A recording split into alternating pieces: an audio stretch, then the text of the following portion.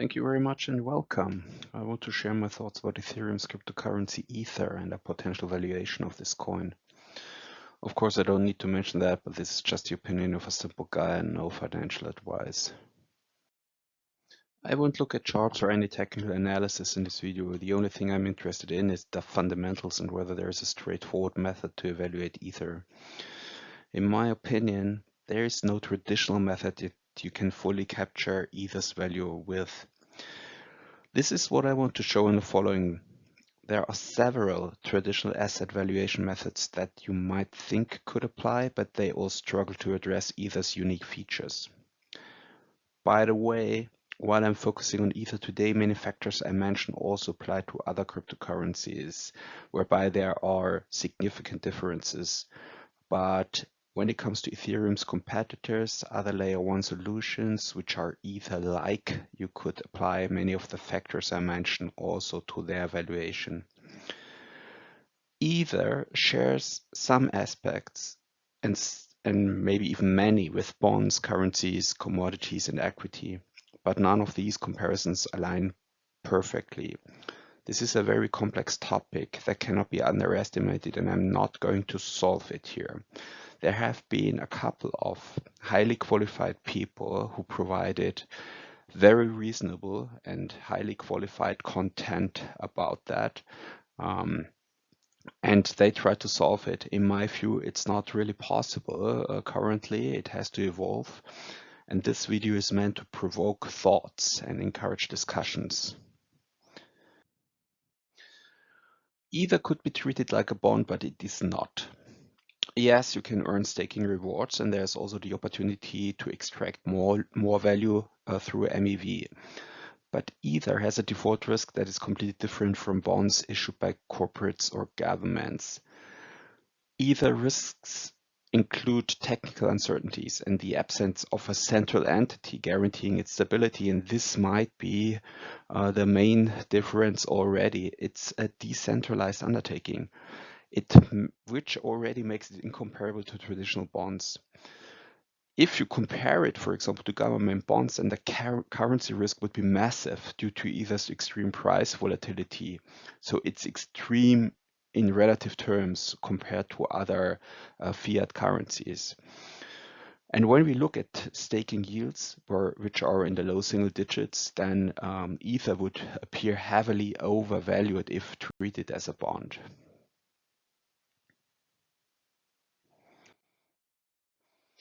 Ether is also not a currency in the traditional sense. Yes, it does share some elements of a currency in a digital ecosystem, but from a valuation standpoint, it's incomparable to an FX investment. The volatility, far greater than any fiat currency again, is a significant issue. And while there is usability, it's mostly tied to the Ethereum ecosystem itself, such as in DeFi or NFTs. Since it's a platform governed by its users and not a central authority, traditional currency valuation methods, in my view, simply don't apply here. Ether could be a commodity. It could be considered a commodity since it's a resource for transactions and smart contracts within the Ethereum ecosystem. However, unlike commodities, Ether is not consumed or depleted. Its supply isn't physical. Its value depends on network usage rather than traditional supply and demand dynamics. And that makes it hugely different to the commodities you usually evaluate. And while there might be some similarities, the valuation methods developed over decades for commodities cannot just logically applied to Ether.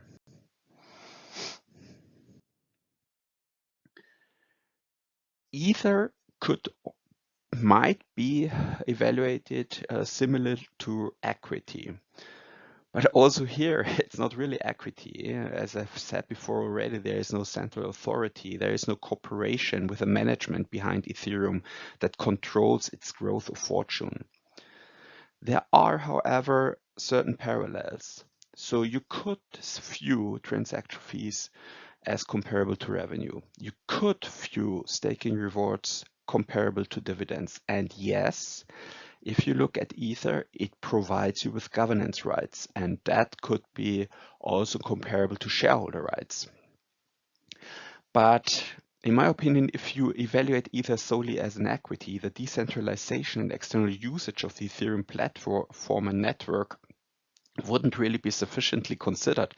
So you might even argue, if you evaluate Ether like equity, many risks and opportunities would not be considered sufficiently, and maybe even the majority of which would be opportunities. And so Ether might be undervalued if you just treat it like equity. Many reasonable and highly qualified voices, they suggest you could use a discounted cash flow model to value Ether. And they more or less discuss the same things which I discuss, and they are more qualified than I am. And then they came to the conclusion in the end they need something to start with, and they use a DCF approach. You could do that as a point of departure. I don't think it fully captures Ether's value, but what you would need is a couple of parameters you need to take into account. So this would be, for example, the transaction fees now, but also in future. What would be a growth rate? And you could do that for a couple of years or even with a terminal value. You could assume the percentage of ETH staked, possibly growing over time. You could also assume what will staking rewards will look like in future and how are they influenced. You need to factor in inflation, maybe even deflation of Ether supply. And for all the analyst guys out there, you need a discount rate for sure, and you can debate what the amount of that would be. Maybe that's the most simple thing. If you use these assumptions, you can estimate Ether's value under different scenarios. And I implemented here in this slide just super simplified, straightforward ones. And well, it sounds logical, isn't it, that with no growth, Ether would be completely overvalued at current prices. And if there is significant growth, yes, there's also room for price increases. But in my view, the DCF approach provides a good basis, but there are too many other factors which you need to consider.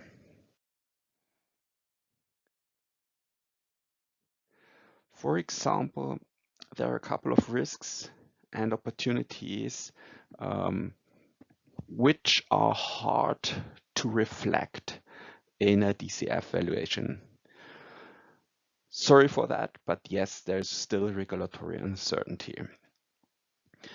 And it remains a major challenge. Even if the US provides clarity now with Mr. Donald Trump, not only that other jurisdictions may create obstacles in the future, but the question is also if the US provides clarity, how sustainable is that clarity?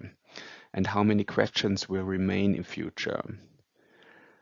One of the most important things in my view, however, are also technical risks, because Ethereum developers are constantly working on upgrades and changes to the tokenomics could occur. So, and if the tokenomics are changed, then the DCF approach needs to be adjusted as well, because many of the assumptions then wouldn't apply anymore. And so the developers have an enormous influence into the technology, but also then with regard to the tokenomics. And this is certainly a risk. It is also an opportunity. I will refer to that later, but it's certainly a risk. And yes, there is competition from other blockchains. With regard to the opportunities, there is growing adoption. And there might and hopefully is still more growing adoption by institutions. And there are a lot of use cases with regard to DeFi and NFTs and others, but there might be completely different use cases in the future. Very hard to predict. And that could make Ethereum become a completely different platform. There, on the tech side, yes, there are risks. In my opinion, there are even more opportunities because future upgrades, and history tells that this has been the case, future upgrades could make Ethereum even more resilient and predictable in financial terms.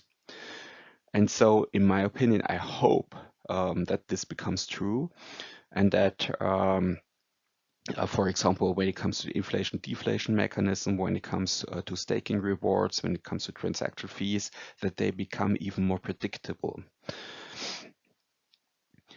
And then there's one thing which I'm completely fascinated by, and this is the Ethereum Foundations highlighting always their infinite garden. And this concept is really exciting, because what a consequence of that would be is that Ethereum might be the basis or even the metaverse. And so Ether could become the means of payment in the future metaverse, and that would unlock certainly enormous potential. So what would be a hypothetical value for Ether? You could now argue um, that whatever I discussed, you can still apply the DCF approach. Okay, yeah. I think there has to be a bit more than that.